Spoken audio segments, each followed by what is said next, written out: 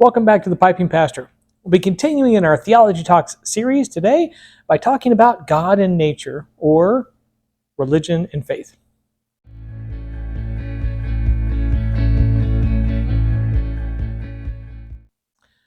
Well, I happily received my last bag finally, 8 days after we got home.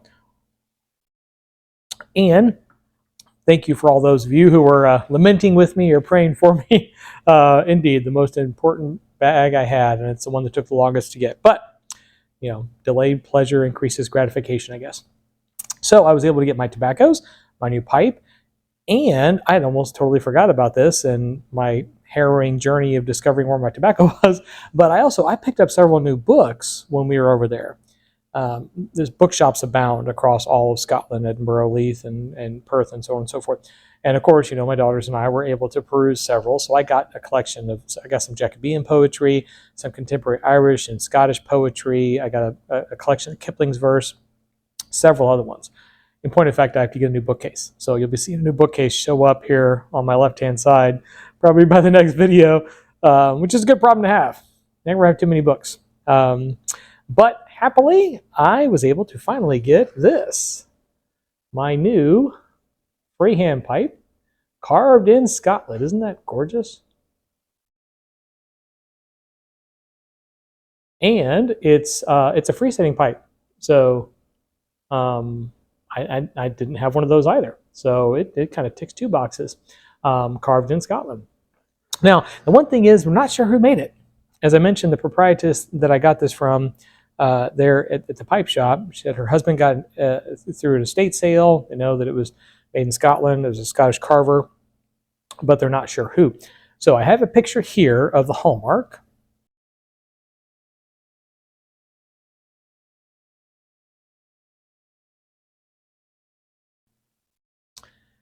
As you can see, that there's a capital B that's pretty clearly delineated. There is a name above it, which you can't really see too good in that picture, but it looks like it starts with an SY and ends in an R.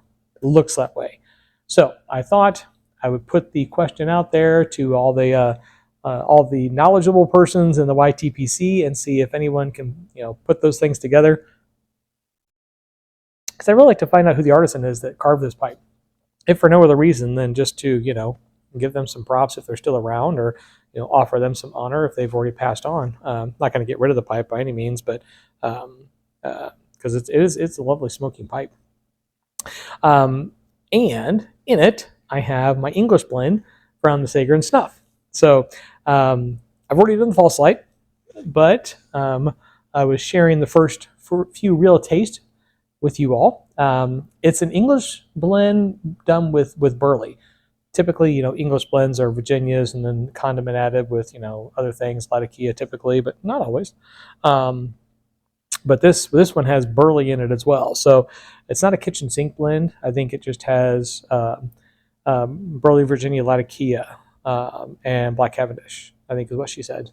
She didn't give me the full recipe, but I know it's their house blend English. So, and the bowl on this pipe is incredibly deep. I mean, this is a big bowl. So it's a good thing that this thing can free sit. This is definitely going to be one of those pipes where when I load it up, I'm going to be sitting down for an hour or two to probably two to sit and read for a while. So happily, I got the blowtorch back too. So.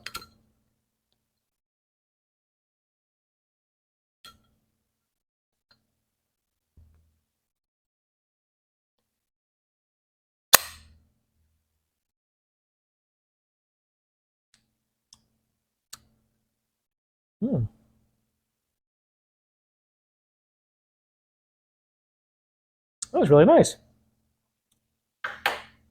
I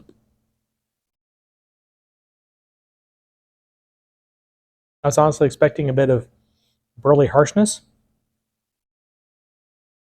Not there.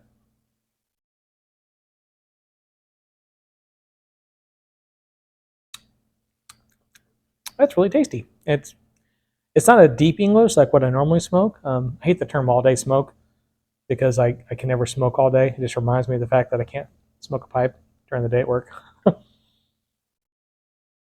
Didn't say I hate that term. Just say I'm jealous of those who can appropriately use it. But were I able to smoke all day. This is one I could use. The ribbon cut, the moisture on it was just about perfect. I was worried about the moisture content because I sealed them as well as I could for the trip, but they weren't in tins. It was bulk, so it was in a bag, in a Ziploc bag, wrapped in cellophane, wrapped in another bag. So it was as airtight as I could possibly make it, but I was worried they'd get dried out. But no.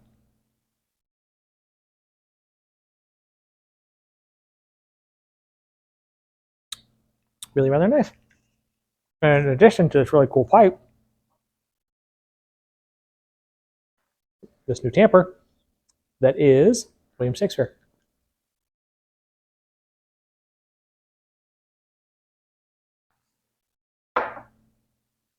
So, big time score at the pipe shop in Leith. Great pipe. I'll be using their blending component that I picked up to adjust that bijou. That'll be in a separate video. Not this one.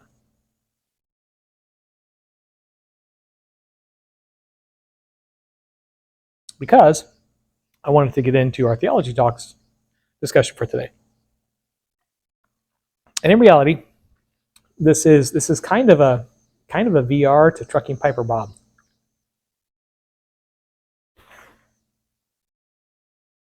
I thought about just typing this comment out to him in the response to the recent video that he posted. But I was like, that's going to be a long typed comment. And we're a video culture, right? The YTPC, we connect to each other this way, personally, as personally as we can. So I thought, I think I'll record a video on it.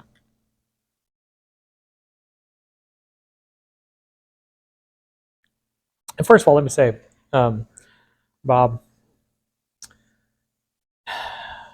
the fact that you had a friend for that amount of time is a truly rare thing today.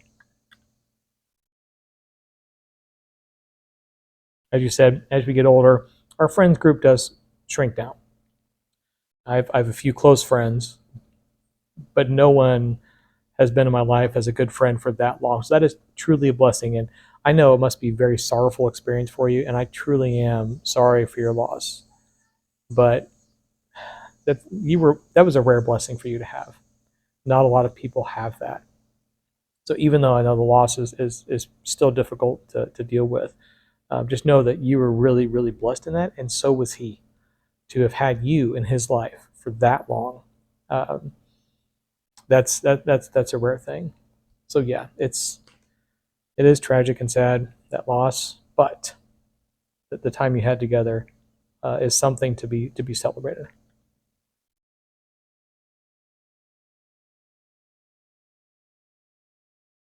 But you said a couple of things in that video that really struck me. And, I don't know if you're an amateur theologian or not, but you made some important points. The first one being that your church was outside. You were out in the woods enjoying nature with your family, with your dogs romping around in the background, and you're like, this is my church. And sadly, that comment, a lot of Christians would take umbrage with and be like, no, a church is the building with the stained glass window, or a church is, in the evangelical sense, an ecclesia, a gathering of people. So you have to be together with people. But God is in and through all of that nature as well. God cares for nature and creation. Now I'm speaking from my tradition as an evangelical Christian, so I'm referring to God. I'm not referring to a generic higher being or some kind of metaphysical source of truth or something else like that. But if you follow any of those traditions, then I think this still is applicable, because we're talking about divine action in the physical realm, and God is in and present and through all those things. And there is, I can just set the pipe down on the counter. That's just great. Scriptural references for that. In particular, in Leviticus in chapter 26, in verse 34, it says, then the land shall enjoy its Sabbath years, as long as it lies desolate, while you are in the land of your enemies. Then the land shall rest and enjoy its Sabbath years. God is talking about the land enjoying its rest. That word in Hebrew for enjoy Sabbat? Rasa. Rasa. Fact check me on that. Sabbat is the rest. Rasa is enjoy. I want to get my verbs correct. But that's the same word that is applied to humans when they enjoy something. It's not a different word. It's not a non-delineated verb for an inanimate object, right?